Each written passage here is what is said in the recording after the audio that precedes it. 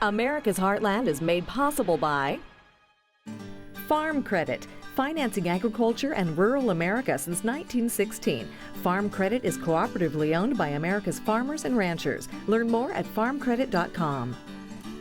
Crop Life America, representing the companies whose modern farming innovations help America's farmers provide nutritious food for communities around the globe. Hi there, I'm Rob Stewart. Are you up for some corn dogs, cotton candy, livestock, and music on the Midway? We're taking you cross-country to share some fun at America's fairs and festivals. Ready for some Southern home cooking? We'll head for Southeast Tennessee and the National Cornbread Festival. Then, a little motor mayhem is part of the attraction at this rural fair in Wisconsin. Those corn dogs may be traditional fair food, but our Sharon Vaknin has some other ideas about Heartland recipes in our Farm to Fork segment. And then, an Iowa community celebrates its heritage with a very unique festival and parade. It's all coming up on America's Heartland. You can see it in the eyes of every woman and man in America's heartland, living close to the land. There's a love for the country and a pride in the brand. In America's heartland, living close to the land.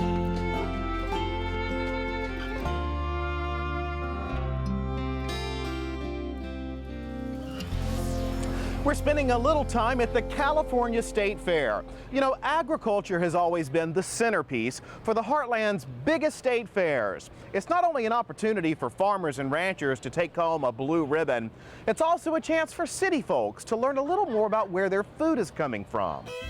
Farm, crop, and livestock exhibitions date way back to the early 1800s. They provided a showcase to share ideas about improving yields or developing a better breed of animals. And depending on where you live, the focus might be on a specific kind of agricultural activity. We've taken you to peach festivals in Georgia and logging championships in Maine. But the common thread is a bit of education wrapped in a great deal of fun. We remind people of the wonderful things that they've already achieved, and we also present what the future may look like, and they want to be a part of that. And part of it's what we call FOMO, fear of missing out. They want to be together with other people, with their neighbors, family, and friends. They want to come out and celebrate, be entertained, and in our case, we educate constantly.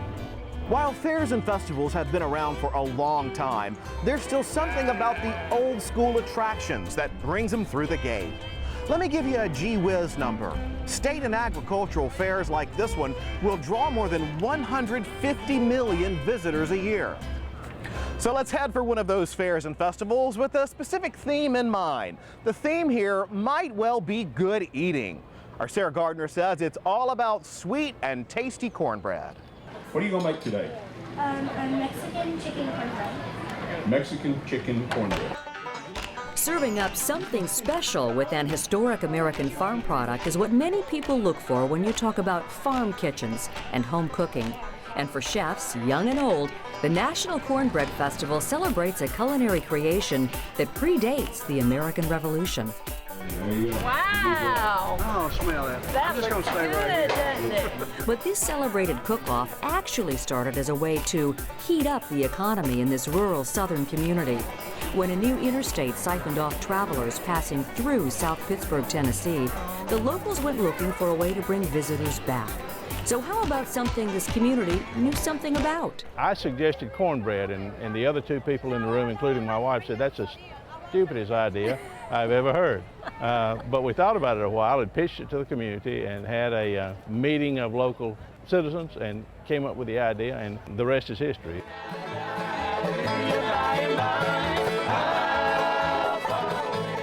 So today, South Pittsburgh will welcome more than 50,000 visitors to this annual three-day event. Not bad for a rural community of 3,300 people. Bluegrass music and a colorful midway are part of the draw. But cornbread is the real attraction. Cornbread that generates a good deal of cash for the community. The last 12 years we've donated over $1 million back to the downtown area to use for streetscape and a library, restoration of the theater, and any number of activities that help to make our small town great. As with any other fair or festival in the Heartland, you'll find plenty of good eating here. Much of it centered around cornbread cook-offs that draw competitors from around the country. Kind of cooking and where they get done all the way through. I'm making a southern cornbread skillet pizza. It's a caramelized maple and apple bacon brunch bake. So it's sweet instead of savory. Hundreds of cooks enter their recipes for consideration. Those are narrowed down to 10 adults, invited to cook up their cornbread creations on site.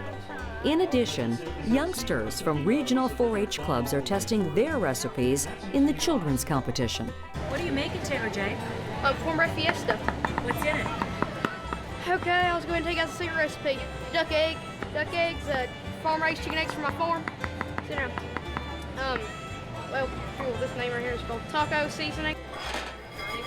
As you can see, there's lots of room for using a variety of ingredients. In the spirit of full disclosure, we should tell you that one item that must be used is Martha White's cornbread mix, a prime sponsor of the festival.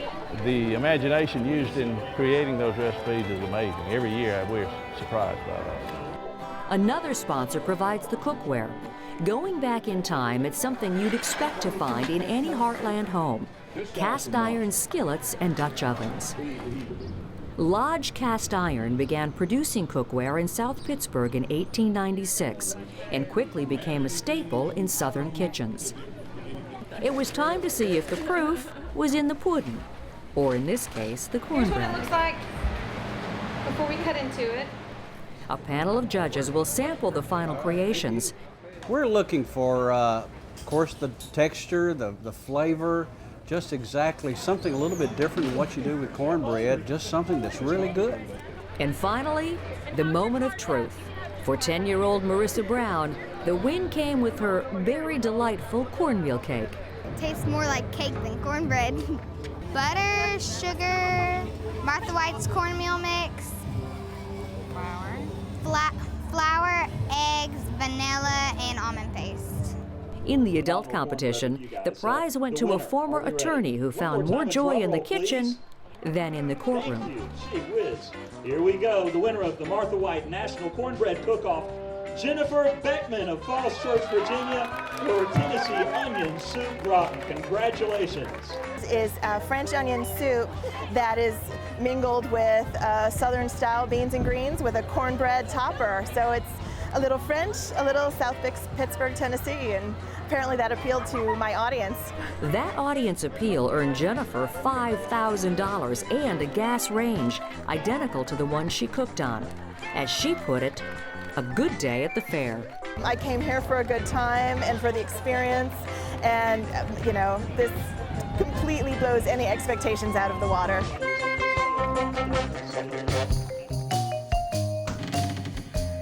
Native Americans were making cornbread long before European settlers arrived in the New World. Cornbread became a cornerstone of Southern cooking, along with Johnny cakes, hush puppies, and corn fritters. Oh, and don't forget that corn is an essential ingredient in Latin American favorites, tamales and tortillas. Entertainment is, of course, a key part of any fair or festival. Think of all the options: big-name bands, harness racing, horse shows, or even pie-eating contests. But Jason Schultz takes us to a fair in Wisconsin, where some old-style motor mayhem is the attraction. And in this case, one of the competitors has a day job on his family's dairy farm.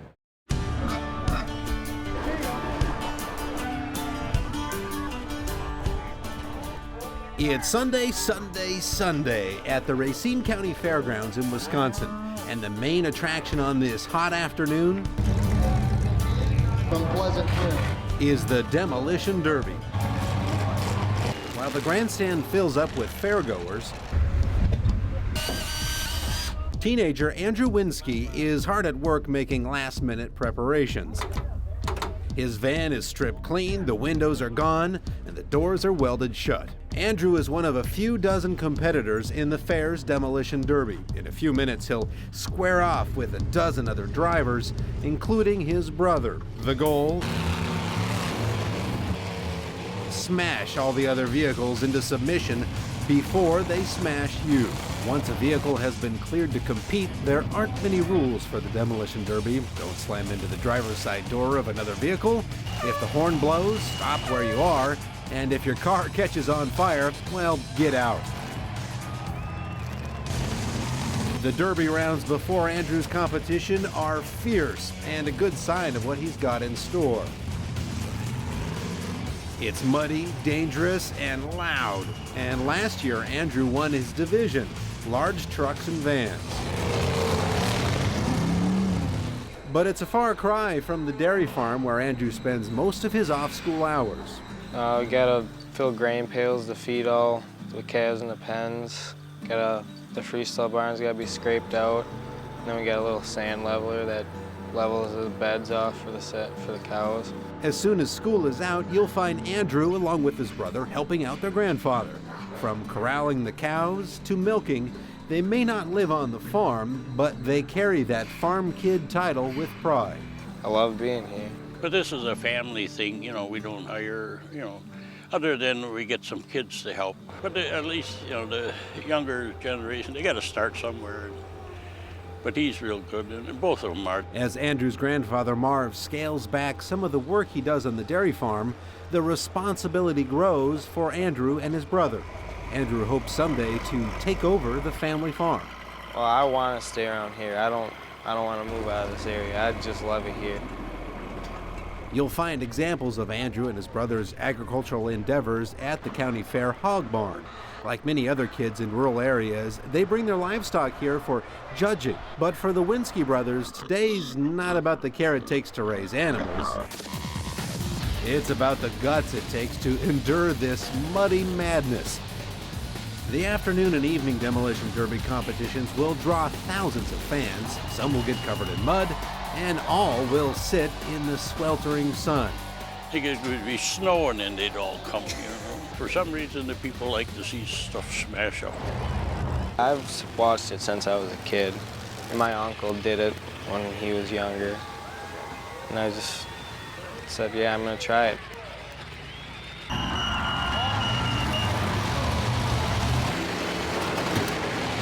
And for this competition, Andrew gets in some good bashes and crashes. And just when it looks like he could have the same success as last year, his engine dies and won't start back up. Andrew, what happened, man? Well, I don't know. I'm not sure. The battery came out of the little holder thing, and it pulled the wire to power the fuel pump, so it wasn't pumping no fuel. And at least it's in good enough shape to go to another fair. Just like in farming, in Demolition Derby, you win some and you lose some. Fortunately for this teenager, he's got plenty of years ahead for winning at the fair and on the farm. Let's serve up some history on your favorite fair food. Do you like corn dogs? Depending on who you believe, the corn dog was invented in the 1920s, but really took off around 1940 at the Texas State Fair, the Illinois State Fair, and the Minnesota State Fair. Machine-spun cotton candy dates way back to the 1890s and became a favorite fair food following the 1904 World's Fair in St. Louis. Now, you may be hankering for some cotton candy, corn dogs, or almost anything deep fried right now, but Sharon Vaknin has a recipe that's really much better for you. She takes us from farm to fork.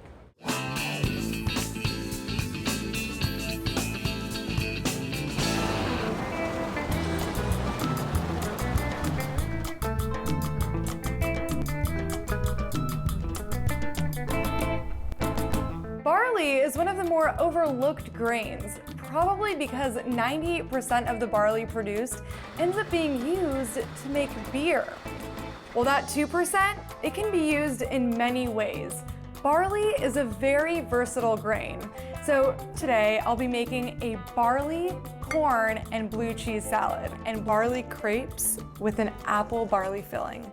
I've already cooked the barley, which is as simple as boiling it in water for about 45 to 50 minutes until it's soft and ends up having a texture a lot like brown rice or pasta.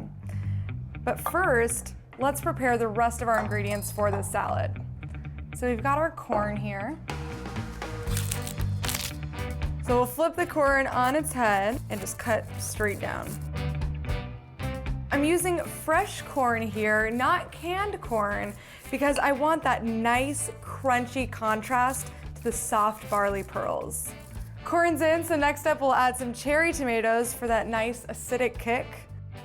We'll throw in some avocado for that creamy texture and that beautiful green color. I love red onions in my salad, but this time I sauteed them a little bit so they're going to be a little bit sweeter. And finally, of course, our barley. So let's throw in maybe a cup and a half here. So for our dressing, I've got an orange here, and that goes right into my blender. We want about a 1/4 cup of orange juice. We'll add a couple tablespoons of white balsamic vinegar, and of course, some honey, some salt, and pepper. So to bring this vinaigrette together, we're gonna hit it with the lid, and of course, drizzle in some olive oil while it's going. This will allow us to emulsify it and give us a creamier vinaigrette. Here we go. Check out that beautiful orange color. Goes right into our salad. I mentioned barley has a nutty flavor, and that always goes well with fruit, especially something really citrus like oranges. Now, before I add a few finishing touches to this salad, we're going to let it sit for a bit, marinate, and in the meantime, we'll work on another dish that uses barley in an unexpected way. We've got our flour, add a little salt, and that's it for our dry ingredients. Now to that, we want to add 2 eggs and 1 1/4 cups of milk. The batter you end up with should be relatively watery. You don't want it to be thick like a pancake batter. Crepes are much thinner. So our batter looks lump-free. It's the right consistency, but before we go to the stove, we need it to rest for about 10 to 15 minutes. When our pan warms up, we'll just take about 1/3 cup of the batter, put it in on one side here, and quickly swirl it around. Now you know the crepe is ready to be flipped when those edges start curling up. So what I like to do is I'll just take a spatula, then grab them with my hands, flip it over, and that's a beautiful crepe. The second side doesn't need as much time. Check it out. And we're good.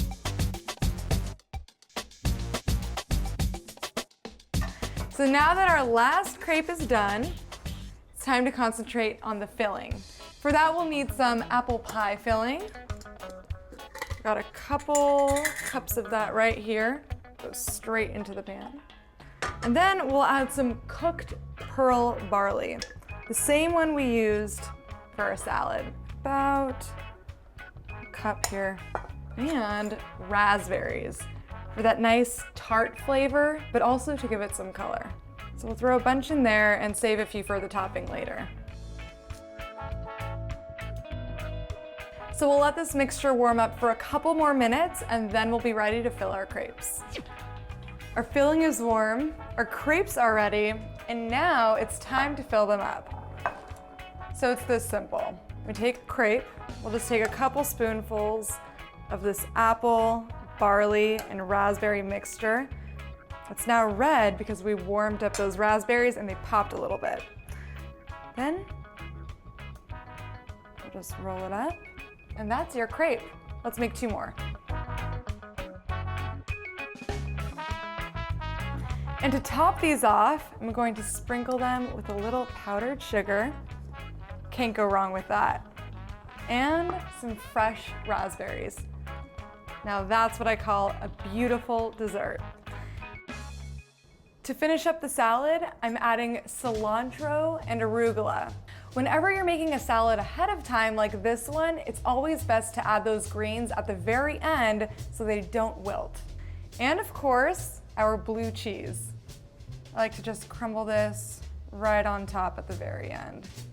Our barley, corn, and blue cheese salad is complete. Plus, we've got an unexpected dessert: barley, apple, and raspberry crepes. With these two beautiful dishes using the versatile barley grain, I think we've proven that barley isn't just for making beer.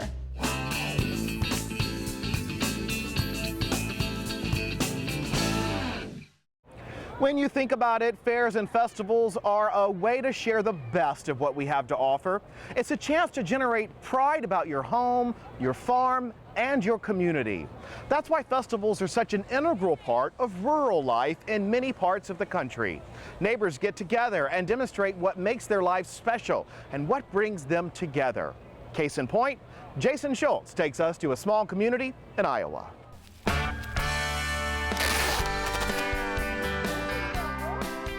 The flowers are in place, the tiki heads are mounted, while the Mummelthai family makes last-minute preparations. Across town, the lawn chair spectators jockey for their spots. The Waverly Heritage Days Parade is about to begin. Deb Mummelthai is entering a float for her flower and gift shop, and Steve's entry promotes his seed business. I think the key to making a family farm work is we all try to specialize in a different area. And my wife started this store about 15 years ago. Yeah. 15 years ago, my boys got old enough to drive the tractors and combines. I came to town to start a business. Waverly's summertime celebration is an annual affair. Ike Ackerman is the mayor of this eastern Iowa town of 8,000. Agriculture is the lifeblood of small towns in the Midwest. Reminders of agriculture's importance to this town can be found at the parade. From equipment dealers to the 4-H, Waverly's economy is largely agricultural based. About 5 miles from town, the Mummelthais grow about 1,000 acres of corn and soybeans. We're always trying to think of ways to be creative, and you know, when you want to live in an area and sustain a lifestyle, you have to always be looking for the next thing. He also sells corn and soybean seed to other area farmers. His sons help him with the family business. Today, they're operating this seed wagon converted into a parade candy shooter. Also adding to the Waverly economy is Deb Mummelthai's downtown business. Selling gifts and wedding merchandise, her business generates tax revenue for the city and helps the downtown thrive. I was born and raised here, went to high school here. My husband went to high school here, and we got married, stayed in town, and he started farming, and we've raised our children in this town, and my whole entire family lives in this town. So you may not live within the city limits per se, but you have a vested interest in the future of Waverly, right? Absolutely. While the reach of that agricultural economic impact is worth celebrating, townspeople across the Heartland have learned that when times are tough on the farm, they feel the direct impact. Agriculture is kind of like construction. It's cyclical. Sometimes soybeans are $13 a bushel, and sometimes they're $4. And you have ups and downs, and if you're into only egg, then the downs are really down. And just like the Mummelthais diversifying to maintain their family finances, town leaders have learned that over the years, diversification is essential for economic survival. The town is home to a college and industrial employers. We've got some industries that have really, weathered this economic time and done well. And so that's really helped create a nice environment for Waverly. Something else that helps towns like Waverly, the willingness of residents to pull together during tough times. Something the Mummelthais saw firsthand when floodwaters from the Cedar River invaded their town one recent summer after heavy storms. Well, it just kept rising and rising, and we thought we could beat it, and we almost had it beat, and then the water came through the walls from the seepage in the ground, and so then we had to start all over. We moved our store and hauled everything out into 4 semi-loads and moved. You always watch the news where a tragedy or something happens in the country, and you always think, I know where that place is or something, but all of a sudden it becomes you. But today this town is celebrating a comeback at the same time it celebrates its heritage and future. What do you think about the future for Waverly, Iowa? I think the future for Waverly is good. You know, we're hoping that people just stay on top of it and keep supporting each other and keep living life like you're enjoying it, like you should.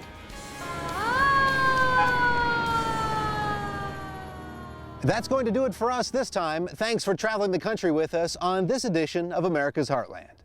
And don't forget that we have lots to share with you on our website. You can access all of Sharon Vaknin's great farm-to-fork recipes and watch video from this and other programs. Just log on to americasheartland.org, and there's lots going on in our social media arena. You'll find us there as well. We'll see you next time, right here on America's Heartland. You can purchase a DVD or Blu-ray copy of this program. Here's the cost. To order, just visit us online or call 888-814-3923. You can see it in the eyes of every woman and man in America's heartland, living close to the land. There's a love for the country and a pride in the brand in America's heartland, living close to the land.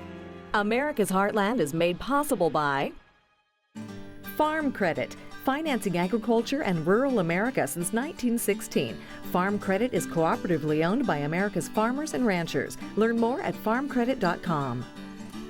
Crop Life America, representing the companies whose modern farming innovations help America's farmers provide nutritious food for communities around the globe.